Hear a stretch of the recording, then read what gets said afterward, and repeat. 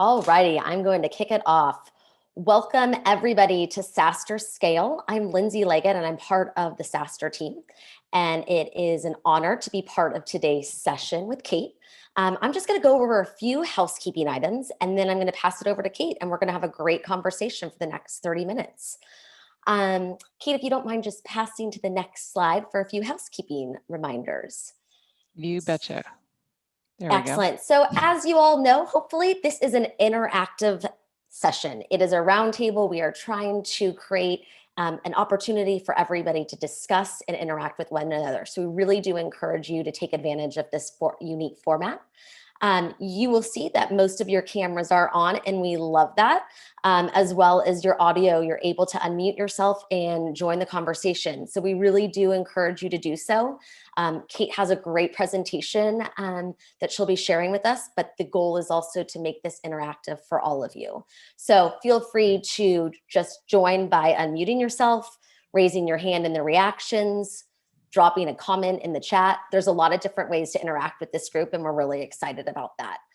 This session is being recorded and you will receive the link following this event to hear it again if you'd like or share it with your peers. And last but not least, half of our goal for these events is to create a moment and an opportunity to network with others. So you'll see, I'll drop in the chat a link to join our one-to-one networking that will be live this entire week. We really encourage you to do that. So I will send that via chat and please take advantage of that. So without further ado, it is an honor to introduce Kate Bradley Chernis. She's the CEO and co-founder of Lately, and her topic today is Stop Killing Your Sales with Bad Writing. Kate, I'm going to pass it over to you. Thanks for joining us today. Awesome. Thanks, Lindsay. Hey, everybody. How are you? Don't be shy. I love knowing the most boring things like, where are you? So I saw Israel, India, Michigan, long story. I'm dying to know, Toronto, Ottawa. And I love knowing about the weather. It's sunny here. It's like 31 degrees. So it kind of feels like winter, but we're still praying that it'll be warm enough to eat outside with friends around a fire because, hey, this is some weird ass stuff happening right now. But so thanks to everybody. Love to hear from you. We're going to start out with just a quick explanation. So first of all, who am I? Why should you be listening to me today? So first of all, I used to be a rock and roll DJ. My last gig was actually broadcasting to 20 million listeners a day for XM satellite radio. Woo, woo. I'm old enough to know what radio is, and I love it actually. Amazingly, the tricks I used in radio to activate those 20 million listeners and turn them into not just listeners, but fans are the same tricks I used to get Walmart 130% ROI year over year for 3 years when I owned a marketing agency. How I got from being a DJ to an agency owner is like a fun other story for when we can have a beer. But segue to today, those are the same tricks we also use with the AI from Lately, which is the tech startup that I run now, which we can talk about later. The most important thing here is, what up, Ben? 4 a.m. Yeah, that's crazy. Oh my God, Sydney. The most important thing is, why are you listening today? And the reason is because being bad at writing is super costly, and it's not just about sales and marketing, but it's also internally, right? So the way you communicate with your engineers or HR or accounting can also be challenging, as well as how you communicate with your customers or your future customers. It's costing companies $400 billion with a B dollars a year, which is totally insane. And then companies are spending $3.1 billion on remedial writing training. That just sounds terrible. Like someone just spanked you, right? You don't want to be in remedial writing land. So this is an important thing to get right. Which is why we're going to talk about it today. Totally ask any questions. I love faces too. So if you want to pop on and welcome to my home office. This has been my home office for years. So I'm not just quarantining in it, but that's my Pac-Man poster back there, original from the 80s. It's velour, no kidding. So I like to see your faces too. All right, so we're going to start with this. I've got dozens of rules. I just chose a few top 10 for you guys.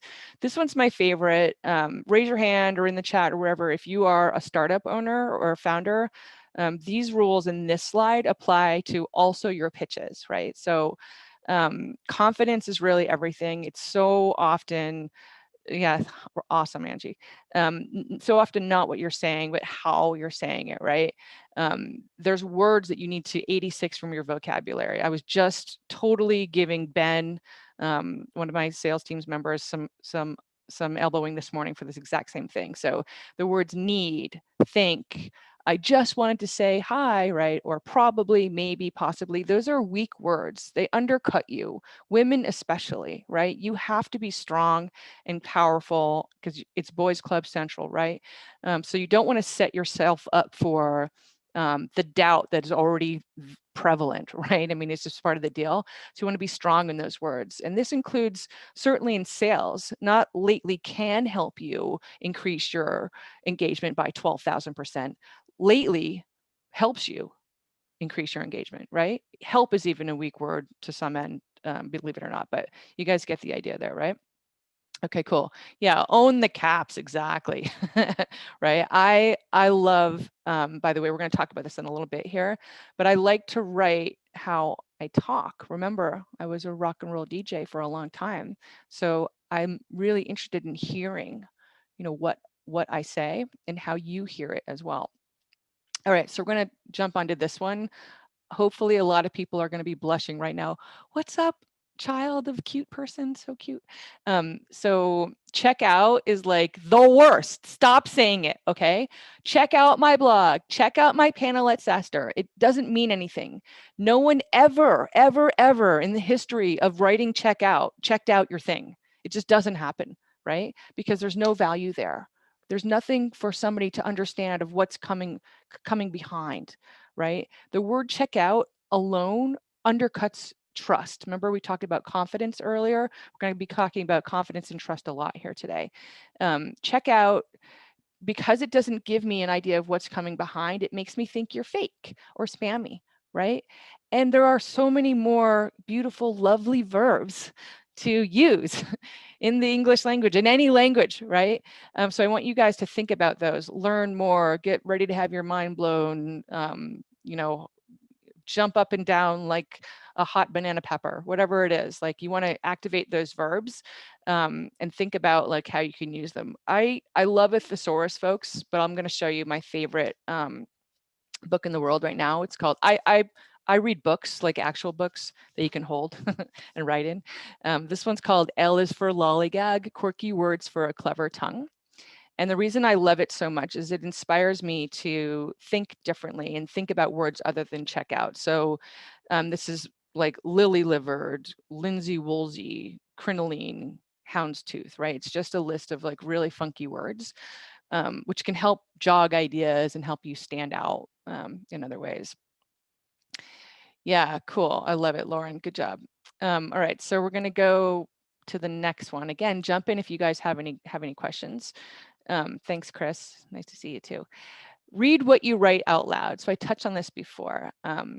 So if it feels awkward saying it, it feels awkward reading it. This one is so easy for you to apply always, right? So whether it's an email or a Slack message or a social media post, if you read it out loud and you trip over the words or they feel funky coming out of your mouth, you know something is wrong, right?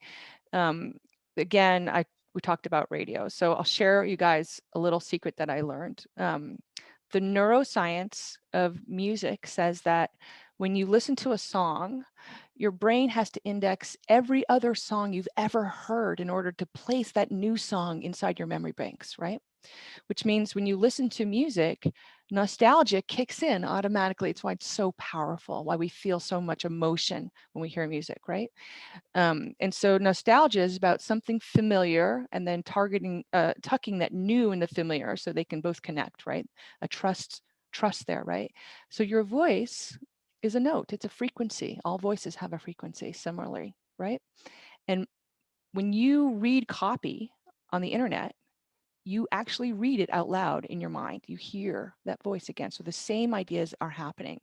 So it's my job as a broadcaster, whether through writing or through a screen or through the microphone, to get you to trust me and to think about how you're hearing, literally hearing what I say. So that's why talking out loud when you write is so super duper powerful.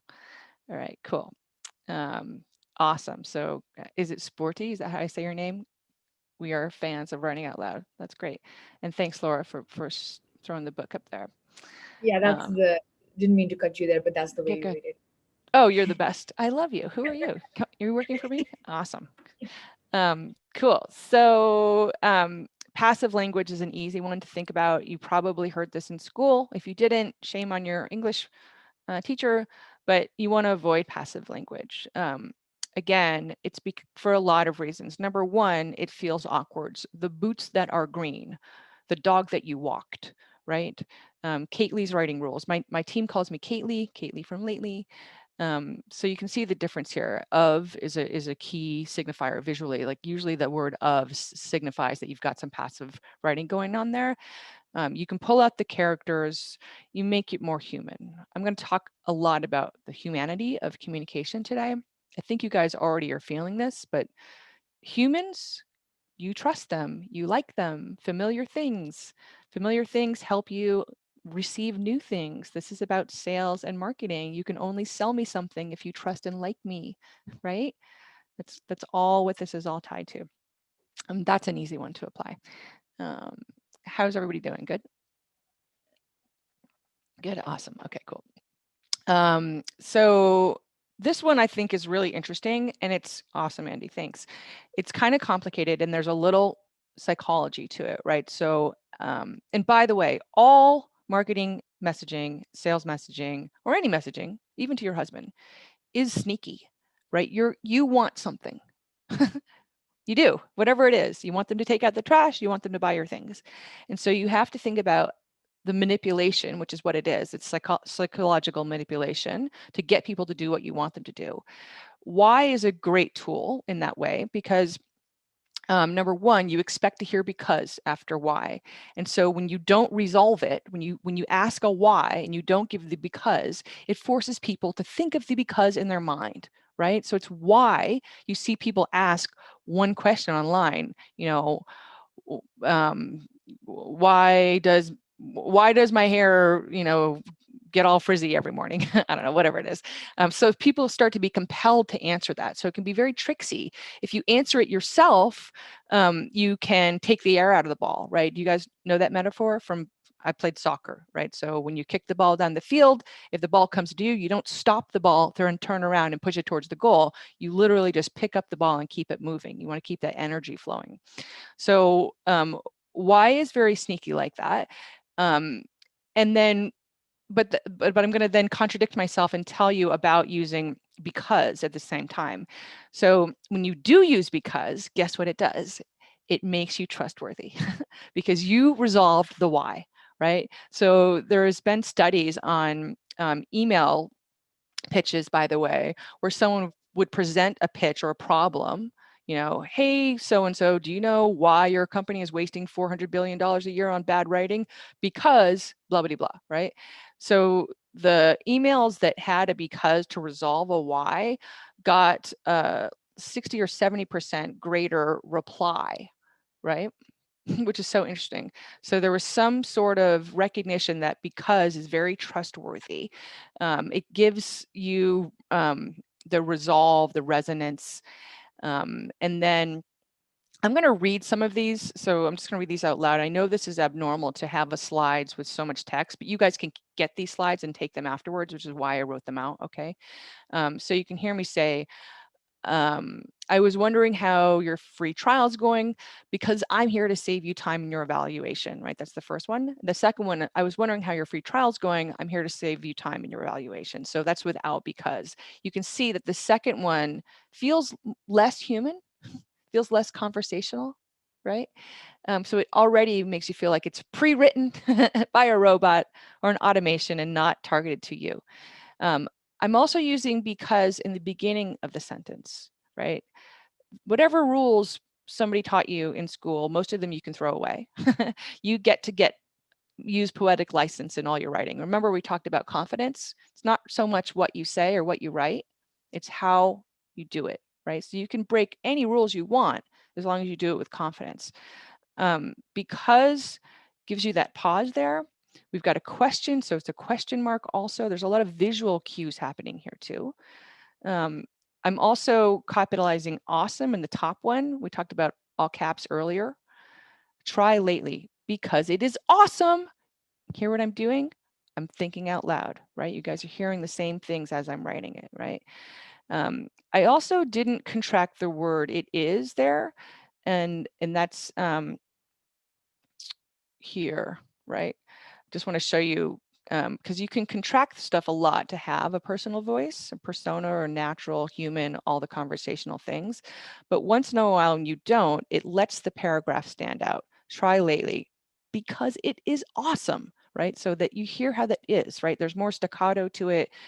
I'm hearing it in music. Yeah, yeah, okay. How you guys doing? I'm gonna breathe. Everybody good? Is this fun? I think this is fun. You're reading it out loud. Okay, cool. Awesome. This one's my favorite. So thanks, Laura.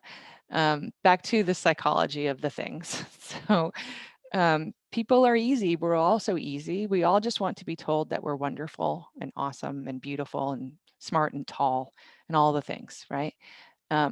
So let me personally just stop here for a sec and say, you guys rule. I mean, seriously, you're still here. We're 10 minutes into this. You're taking the time to read all this with me because your time is valuable to me. So I sure hope this is helpful for you. So thank you. And if you have any comments or suggestions, don't be shy. Just shoot them away at kately@lede.ai. Thanks again. Okay. So you heard me read that. And I did it on purpose. And I hope you guys can see how I wrote it as I said it. You could hear, right? You could hear my voice. I love you, Andy. So I want you guys, people have a hard time getting their voice across. They think that's the biggest challenge. And it's really so easy. Read out loud, right? So again, this is a psychological manipulation. I'm using the ellipsis first, right, in the sentence, and I'm doing that as a reason. Let me just stop here for a second and say, you rule, right? So you can hear the rule.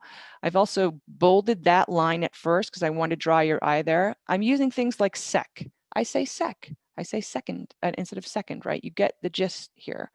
And then I'm using some conversational stuff. I mean, like you might say like or so. I mean, seriously, you're still here. I'm asking a question, right? Putting that question mark as a visual thing. Because you see the because there. Thank you again. And I'm telling you, you're awesome. And I'm also giving you a call to action. If you have any comments or suggestions, don't be shy, just shoot them my way. So, and is important. You can start sentences with and if you want. I contradicted myself. I used the word just, just shoot them my way. It's okay in that scenario, I feel like, because again, I'm trying to make myself very accessible for you. Yeah, there are 4 dot ellipses. And it's because it should be that, so that's a typo actually. And I'll tell you why, because I cheat. I use voice activated software. I don't type at all with my hands. I only write with my voice because I have a partial permanent disability and I can't type without pain. And so the computer, Dragon, naturally speaking, thinks that the word you should have been capitalized there, which technically it should have, right? So that would have been a full stop sentence in the beginning, which is how you would normally do ellipses, and then the next sentence would be capitalized. So good catch. You can work for me, Philippe. Yeah, so you guys get that, right? Like hopefully you smiled. I was like, you guys rule.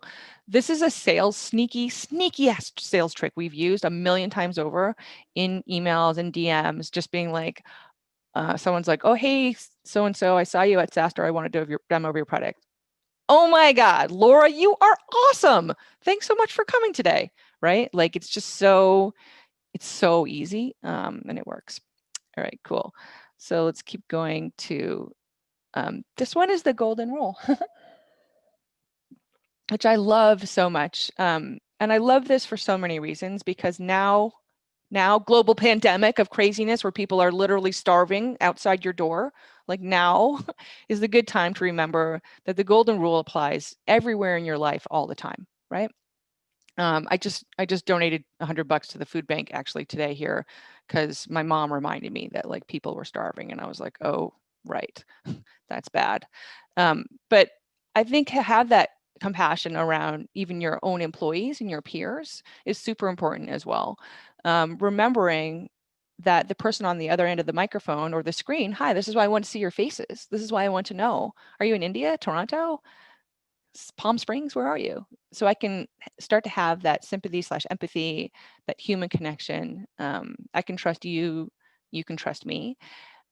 This is a little bit getting into, right on, siesta keys, I'm so jealous, John, of like, you know, future of work and how you work with each other. But I found that if you take the time to think about what's happening for your audience, who your audience is that you're writing for, again, text, Slack, sales and marketing, it doesn't matter. And you know who they are and you can write to them, then you're going to get a better response. I'll give you an example. The time zones is an easy one, right? So I learned this in radio. Right on, Rob. So it's 6 p.m. there. You're pretty far ahead of us. Hopefully you're having a cocktail. But in radio, we were broadcasting to the entire world, but we were told to focus on our country. And so I always had to be like 9 a.m. East, 12 p.m. West for every show that we talked about, right? This I've found my team, I have team members sometimes in Malaysia, Canada, you know, West Coast, now in South Africa, all over the place. And so time zones are a crucial way for us to, you know, work and operate, and our customers as well, right? So we're constantly asking what the time zones are. This will eliminate so much back and forth. It's so obvious, right? Like just think about the person. I'm dumb. I was an English major, fiction writing major. I can't do math. Like just do the math for me, right? Get me 3/4 of the way there so that the conversation we need to have is about the 1/4 that only our human brains can need to be together, right? That makes sense. Okay, cool. By the way, this is a pro tip. Reading aloud can prevent you from sounding like a jerk. So I suffer from this acutely. I'm a woman, that's part of it. I sound like a bitch most of the time. So I have to use a lot of smiley faces and you are awesomes and emojis and things like that. But I catch myself when I'm doing it because I can hear how I sound out loud. It's why my husband will often say to me, can I have the nice voice? Right? So just think about like what your nice voice is. Awesome. Hey, Mark, how's it going? Welcome from Auckland. So how are we doing on time, Lindsay? Are we doing okay here? Somebody tell me. We're doing We've got okay. about 6 minutes left. Okay, I'm going to go fast. Okay. Awesome. So don't bury the lead. This is the one thing I see all the time. In school, they taught you to write an intro to a paper to warm people up. Stop doing that. We're too impatient. You don't have time for it. Most of what you write, vomit it out on the page. This is a really good method. Vomit it out and then edit. It should be 4 times the 4-to-1 ratio of editing to actually getting it on the page. Almost always your first sentence is a waste of time. Get rid of it. And that includes social media messages, especially. Even my own team does this all the time. Just get right to the point, right? There's so many reasons. Time. It's also back to trust.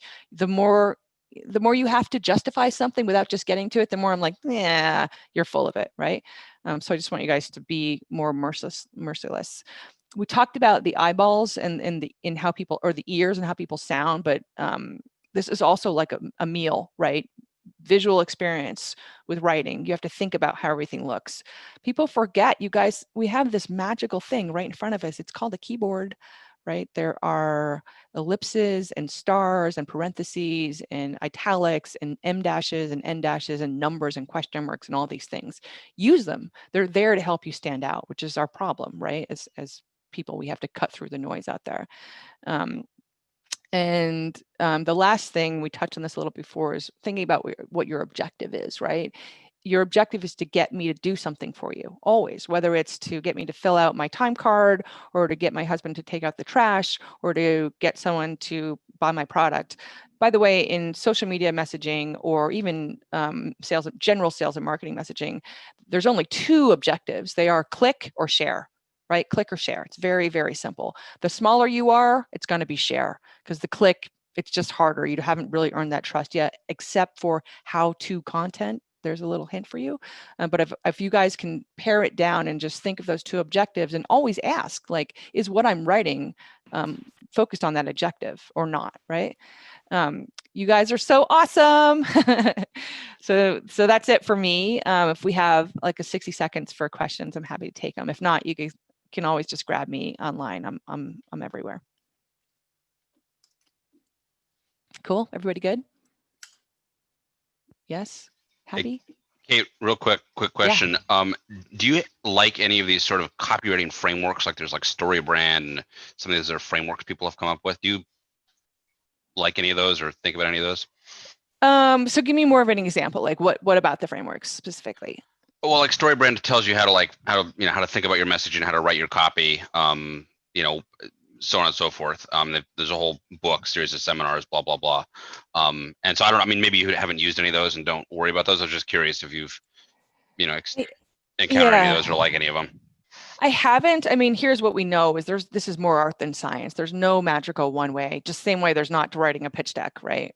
To do anything, except for